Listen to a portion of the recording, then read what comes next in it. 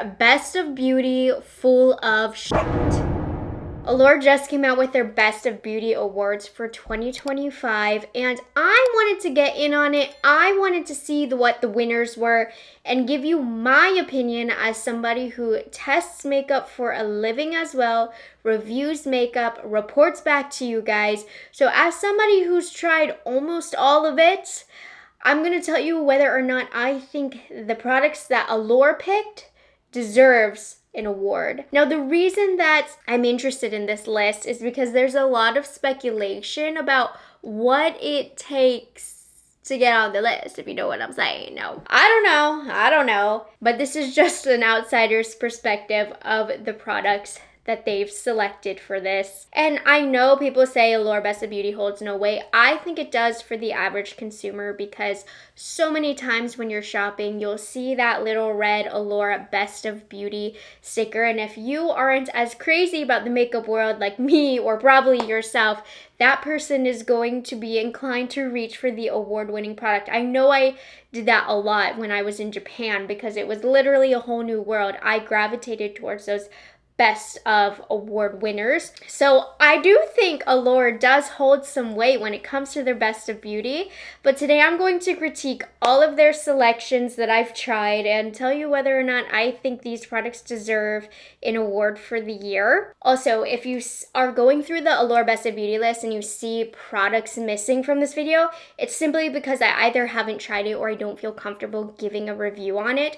So that's why if anything is missing, it's because my say doesn't matter. I'm going to put a link down below to the Allure Best of Beauty Awards. I believe there's over 352. I'm focusing mostly on the makeup, so let's go ahead and get started with the base winners. We'll start off with the primers. So the Best Hydrating Primer goes to the Bobbi Brown Vitamin Enriched Face Base Moisturizer and Primer. Honestly, I'm shocked to see this winning an award in 2025. This was totally a 2016 to 2018 era kind of product. And honestly, this is a really beautiful, rich moisturizer. I personally nowadays find it to be a bit thick prior to makeup. Now, they say this one, because it is double duty as a moisturizer and makeup gripping primer, but is light enough weight to go on before foundation. Personally, I do think it's a bit thick and it causes me to break out. So if I were giving an award, it would not go to this. And this is for the Best Hydrating Primer. Personally, I disagree with that. I consider this really just a moisturizer, and there are other moisturizers I think that are better for makeup and don't affect the wear as much. So this is still a really, really good product. Don't get me wrong. I enjoyed my time with it for many, many years. So it really is nice, and they've kind of rebranded it as a primer and moisturizer. It really just used to be a moisturizer. Would I have given this the award? No. In terms of hydrating primers, there are other ones I would have picked. The Best Matte Primer. Now, this is a category where you want to proceed with caution when it comes to my opinions, because I do have dry skin. I'm not out here wearing matte primers almost ever, but the winner this year was another oldie. Like, this is taking me back to the 2010s. The Smashbox, the original Photo Finish Smooth and Blur Primer. And I will say, this does a great job of creating a smooth canvas for makeup to glide over. This one, because of its ability to smooth uneven textured blur pores and blot away shine and hang on to makeup for hours. I don't find that this helps with longevity of makeup, but it definitely preps the base for a smooth application. Again, I don't have oily skin, so take my review with a grain of salt. I don't think my opinion matters here because I never go for mattifying primers. So I'm not going to say if this deserves the award or not. I'm just commenting on my thoughts on it. Now, the Best Illuminating Primer. So this category is going to be the primer that gives the best glow versus like the Bobbi Brown, which was hydration, working more from within. So the winner is the Say Glowy Super Gel.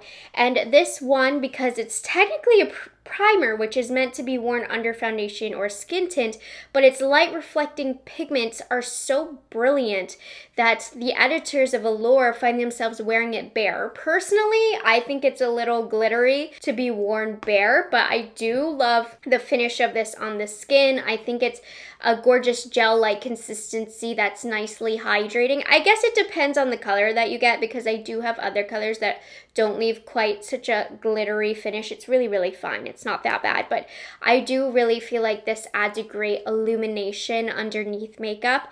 And would I give this the award for best illuminating? Probably not, but I definitely see why it would win. It feels amazing on the skin. It's lightweight, doesn't affect wear time, and leaves a gorgeous illumination. So I would say yes, this deserves the award. Moving on to the foundation winners. First we have is the best liquid foundation, which the award goes to the Haus Labs Triclone Skin Tech Medium Coverage Foundation. And I love how they said the reason that it won is because there's so many foundations on the market, it's hard to believe one formula is particularly revolutionary, but their testers beg to differ. This is buildable, dewy, and a ton of pigment packed into a thin liquid, and I believe this gives a really smooth, airbrushed look to the skin with, like they said, without feeling too heavy. It gives a nice natural finish, and it's just a consistency that's going to work across all different skin types.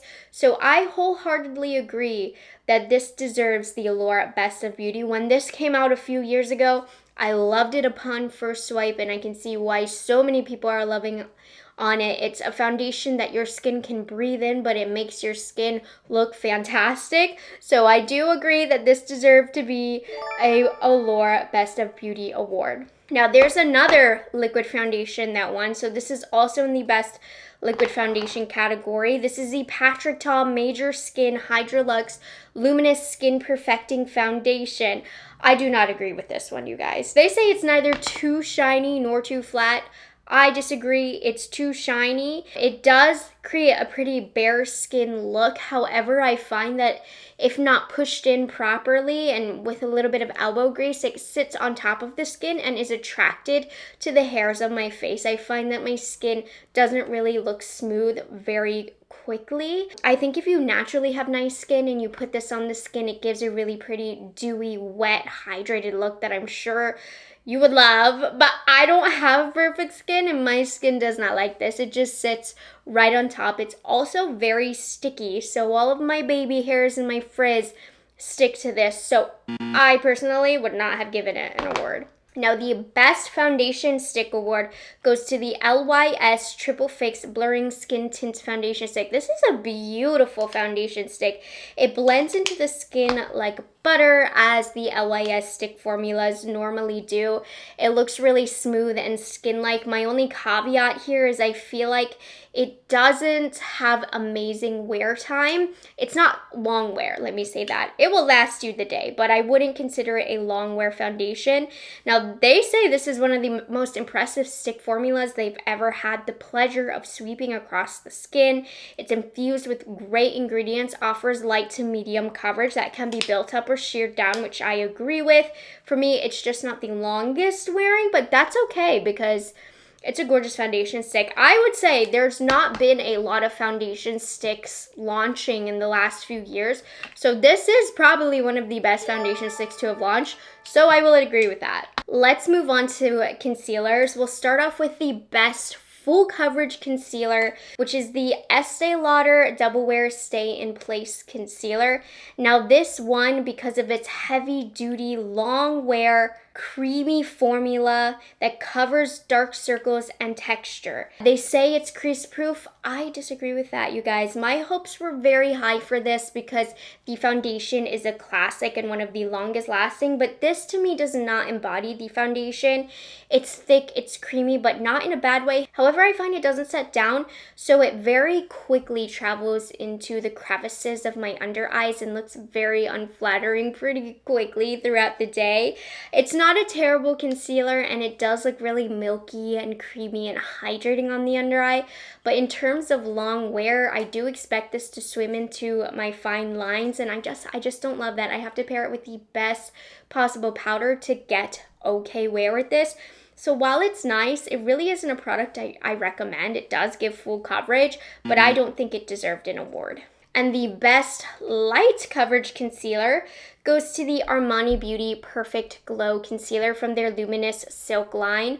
Now this one, because of its lightweight creamy formula that works without creasing, quenches the skin, smooths and soothes, all of the above, and I would agree with that. When it comes to lightweight concealers, this is a really, really nice one. Now, I've tried a lot of other really good ones, so I don't know if this would win on my list, but it's definitely a top runner when it comes to lighter coverage concealers. It's so funny, when this first launched years ago, I didn't love it because I, at the time, didn't understand the beauty of a lighter coverage concealer. Of course, now I do, especially in this day and age of more natural base makeup.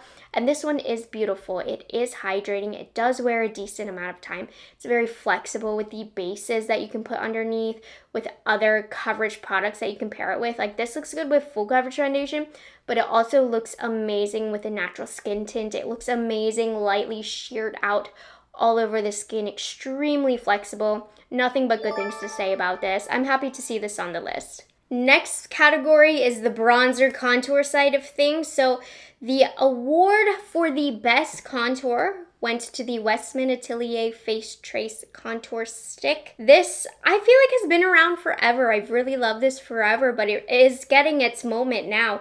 It says this chubby little stick lets you easily trace your cheekbones, jawline, hairline, nose with precision, and it blends effortlessly. I use the shade Biscuit, and this is a lovely contour without being too gray. I find that it almost has a powdered dry down, which helps with longevity. It keeps it feeling lightweight on the face and makes the blend out very easily while still holding the integrity of the pigment that you applied down. So I would say this deserves the award. I think it's a beautiful product. As you know, Westman Atelier, very, very pricey, but I'm happy to see them getting their moment, becoming popular, very, very easy to use.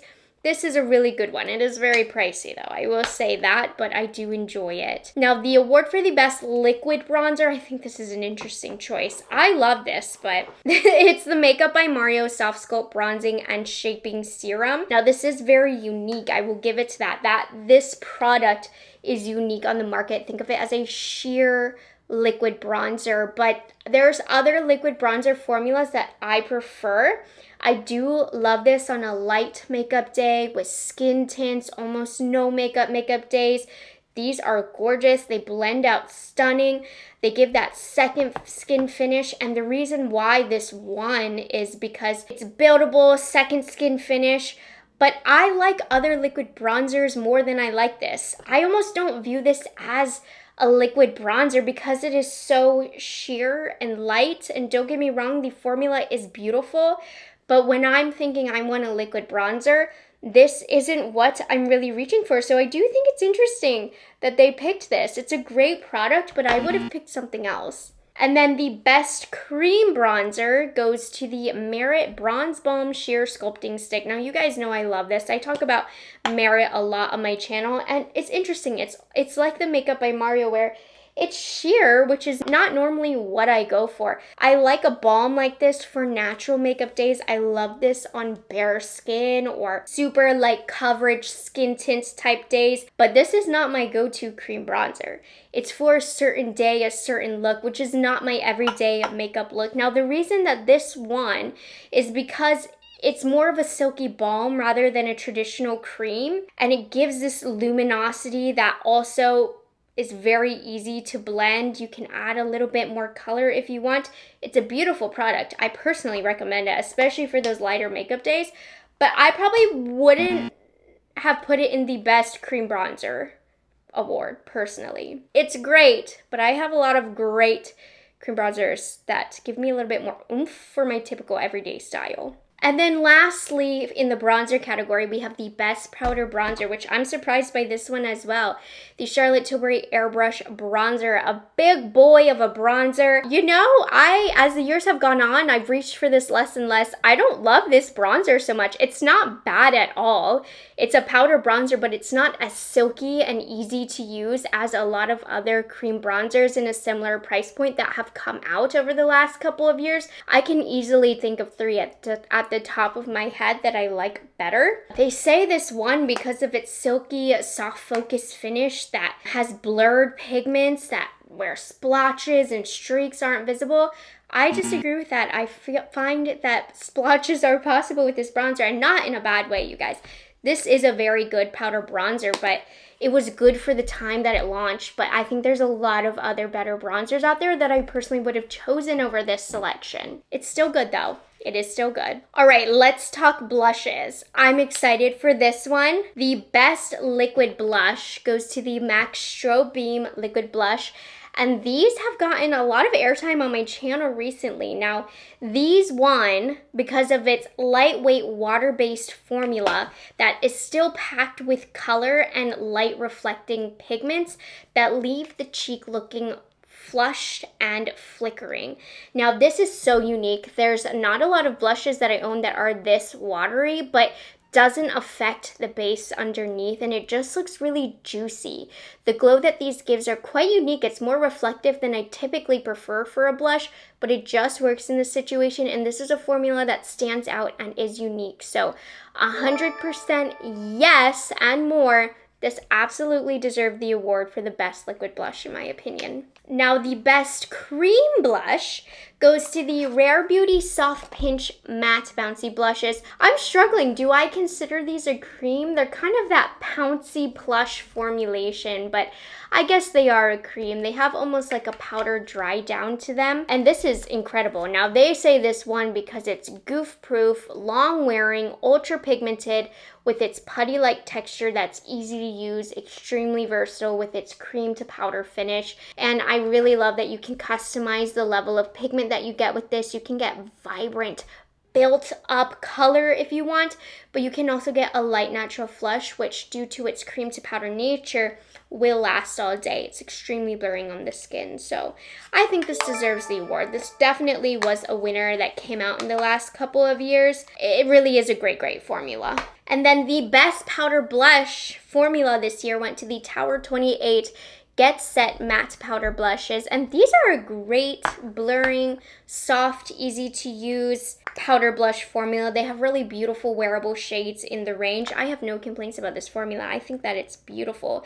There are so many powder blush formulas out there though that it's like, how do you even choose? It's hard to mess up a blush. So why this one won is because it's super long wear, because it is infused with primer. Really all they're talking about is the staying power, but I want to mention it's very blurring and smooth on the skin and very easy to apply. I don't know that these would have won the best powder blush formula, but these definitely were a standout launch for sure. So I somewhat agree with it. Now, the best powder highlight goes to the Rare Beauty Positive Light Silky Touch Highlighter. This came out years ago. It's been one of my favorite highlighters since, if you're not scared of a glow, because this gives glow, you guys. It is really a beaming highlighter, but it's so easy to work into the skin. You can't tell where the highlighter starts and ends.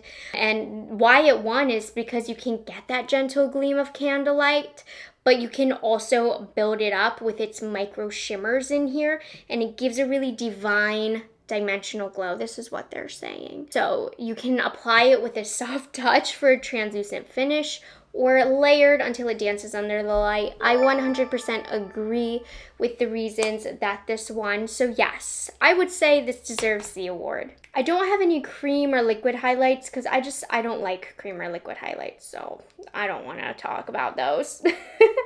Okay, the best loose powder this year went to Laura Mercier Translucent Loose Ultra Blur Powder. I truly cannot notice a difference between this and the regular powder, but one thing that I can say is that this is a phenomenal powder. It has some nice body to it. I'm noticing right now powders are shifting towards an extremely fine formulation, which is gorgeous for blurring, don't get me wrong, but this is good for some body, you know, on the under eyes. And this has been out since 1998, but this one, I don't know the difference between Ultra Blur and the regular. I suppose it's supposed to Ultra Blur, but I think both are good.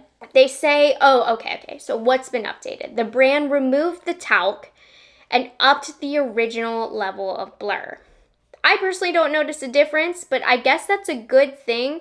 I still think Laura Mercier is one of the better powders out there on the market. It's not my #1 favorite anymore, but it still is good old reliable, and every time I use it, I love it. I personally have the shade Rose that I've been using. I used the original the other day. I believe the one with talc. I love the one with talc, but this one, gorgeous as well. I will accept giving them the award. Let's give Laura Mercier her moment. This is still a good one, especially for being that girl since 1998, okay? They've got this category on lock.